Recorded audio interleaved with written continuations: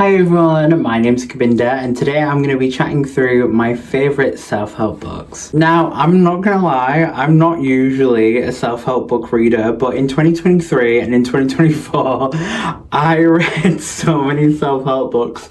The reason why I laugh is because I was in the pits. I was in the pits. It was the pits of hell. It was awful. It was literally the worst time. No, but like for real, like I was in a place where I really wanted to read. I'm laughing now. If we don't laugh, we'll cry, like Joan Rivers always said. But literally, self-help books really helped me out. And a couple of them really changed everything. I don't know why I can't stop laughing, but I am not gonna even lie. Why the hell was I reading these amount of self-help books? Someone should have seen that on my Goodreads and gave me a call being like, are you okay?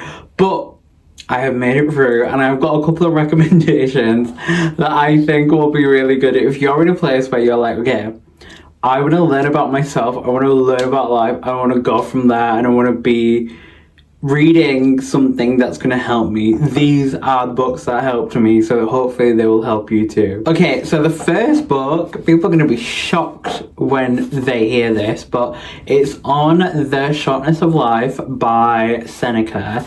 So just an FYI for the people that don't get it. Seneca is an ancient Greek philosopher. Actually, it's hilarious because on my Goodreads, where I track my published years, it's like 2016, 1999, you know, and then at the bottom it's Seneca, which is published I think in the year 36. But honestly, every like 2 years I just naturally find myself reading this. I don't know where I got the recommendation from. I think it was a YouTube video or something, but this is so good.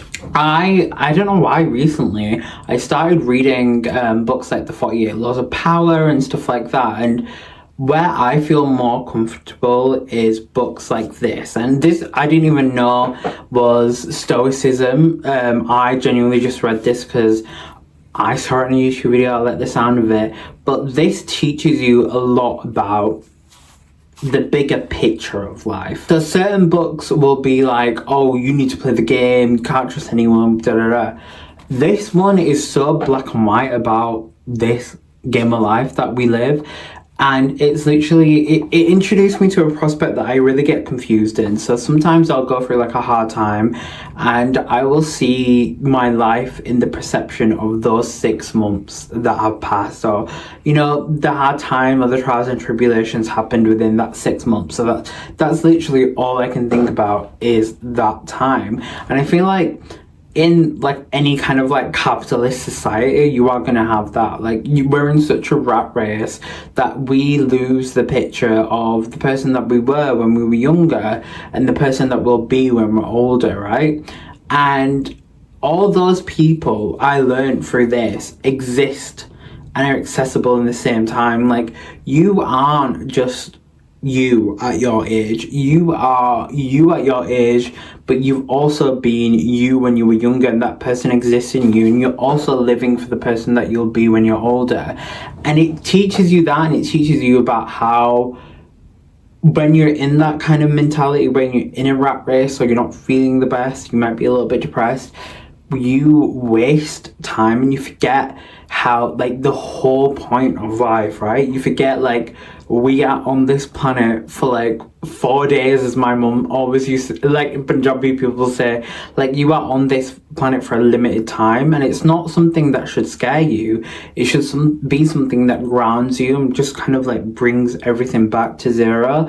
And that was just really valuable. I mean, there's so many, obviously, people I don't know referenced in here, like emperors and this, that, the other, but it really grounds you on like, okay, all these people have taken life for granted. I remember reading this at the end of 2023, which was a hard time for me, like that particular month, like December, at Leeds train station, platform 16, and no, 17, I always get those two mixed up. But anyway, I remember reading this, and there was like a chapter or a story about this like emperor that waited his entire life to start living life when his like reign came over, and that really just solidified it for me. Like, there's so much like grind mentality that comes with being, you know, in your 20s, living in a Western country, and you are literally passing up opportunity of now. Like, the opportunity of now is like the only thing that we have guaranteed, and like we just are so wasteful with our time.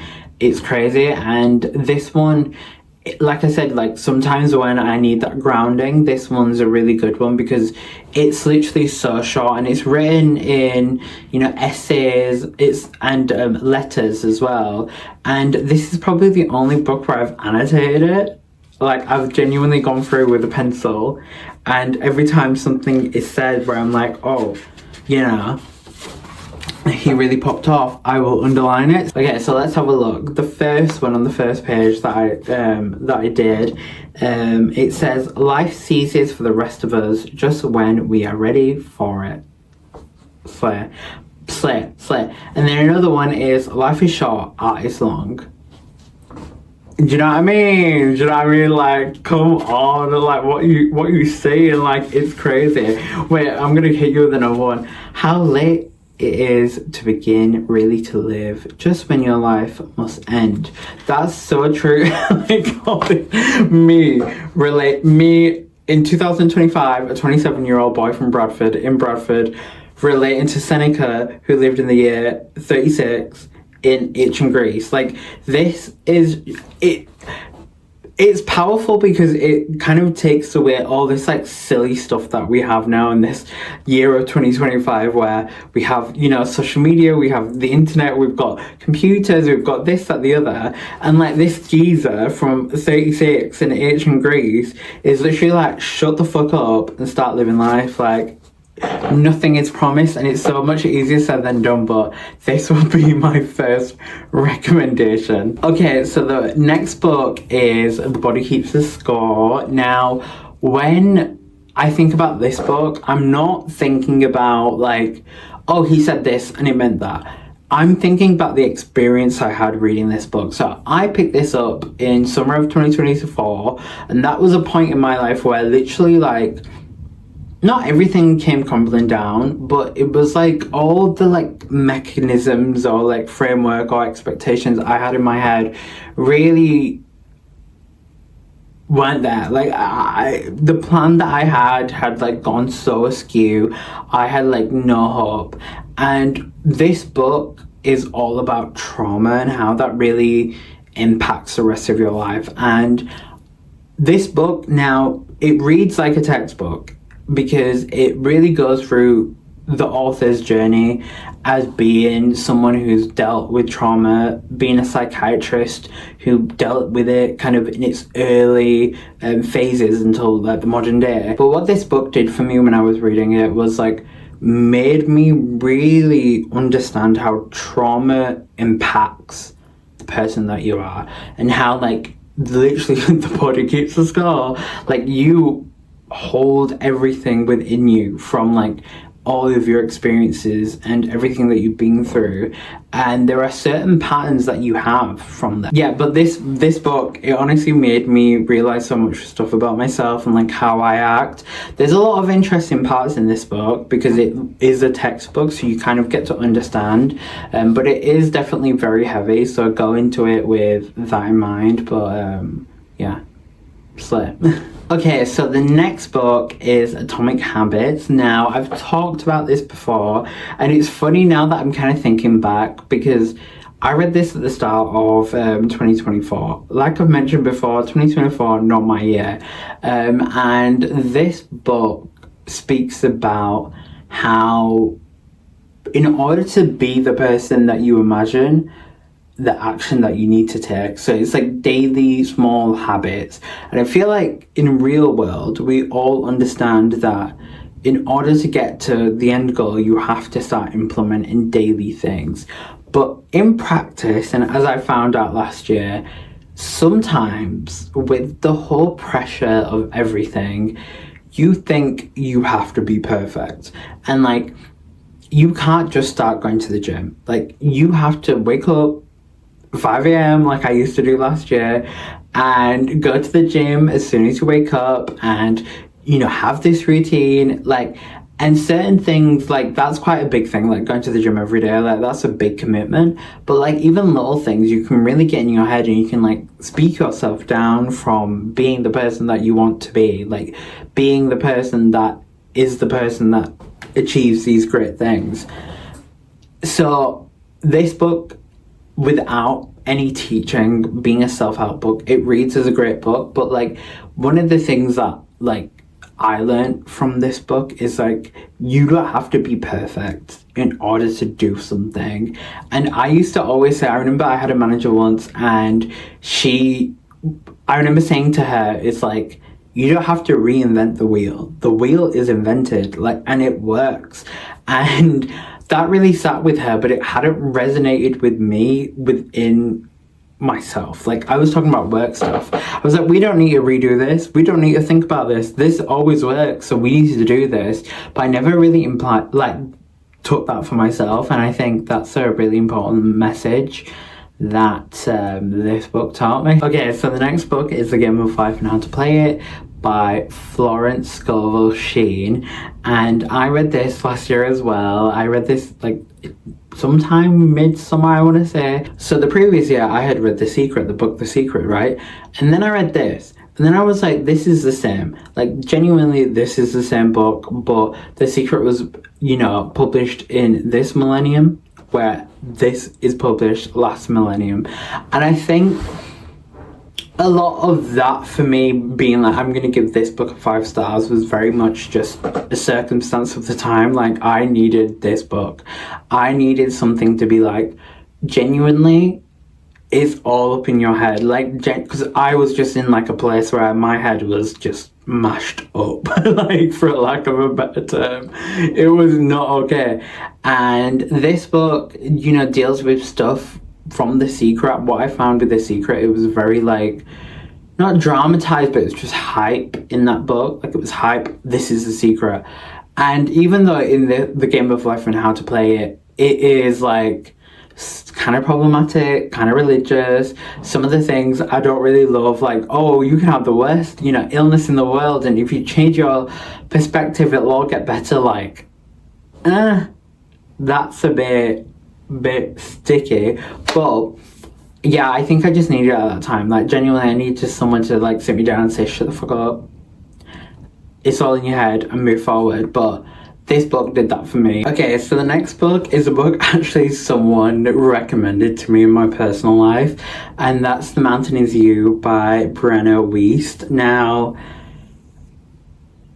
the mountain is me. So I really needed this book. I think everyone, due to things like trauma that we spoke about in The Body Keeps the Score, is self-sabotaging. And one of the things I learned from this book is, so when I thought of emotional intelligence, it was like from a bird's eye outsider's perspective. So I was like, this person who is not me is acting this way because they're feeling this emotion, or this situation is occurring because the parties involved are feeling this way, they're frustrated, they're whatever. But you don't take that and look on yourself, and sometimes it takes someone else in a book to say that for you to feel that for yourself. So one of the biggest lessons I learned in this book is I really, really, really easily can sometimes romanticize a time period. So I will be like, oh, like, that was perfect, or I will think about it too much. I will overanalyze it, and I will be like, I regret it. I regret this, I regret that, or like, I should have done this differently, or I will like romanticize it, being like, this is the best time, this was great, whatever. And what Brianna told me in this book was like, if you have thoughts about anything in the past, like, that is your brain telling you that you have issue with your present moment and situation. So like, when I picked this book up, I was in a place where I was just on survival mode, and I wasn't addressing that with myself. So I was thinking about the past, I was doing it, romanticizing everything, and it was like COVID, but it was like the point of COVID where everything just was about to lift and we were just going into another lockdown, and I was like just on survival mode. And the times that I let myself speak to myself, I was like thinking about the past over too much, and I was critiquing it, and then I was romanticizing it, but then I was critiquing it. And literally I literally remember where I was outside this house in the morning, about to go to work with my headphones in, listening to this audiobook. I had a Toyota 105. It was Ferrari red with 2 white stripes going through it. It was similar weather. I want to say it was December instead of January. And you know when like you hear something or you read something and you literally stop in your tracks? She was like, whatever you thinking about the past and regretting the past or analysing the past is your body doesn't, or your brain doesn't want to confront the present moment, right? So if you're picking faults with the past, it's because you have problems with your present. She didn't say it in those words, but that's how I got it. And that really took the brain power that I was using to look backwards to actually make me just not even look forward, just look in the present moment. And I feel like a theme with these books is like there are so many times that you literally detach yourself from yourself. You don't really like process that you are a full picture. You're a movie and you're just thinking about that one scene. And yeah, that was really helpful for me. And yeah, I mean, this is a good book. I should go back to this actually, because I read it a couple of times, but I just don't think I really sat with it. But I just downloaded a Pivot Year, or The Pivot Year by her, which you're meant to read like 1 page every day, sorry.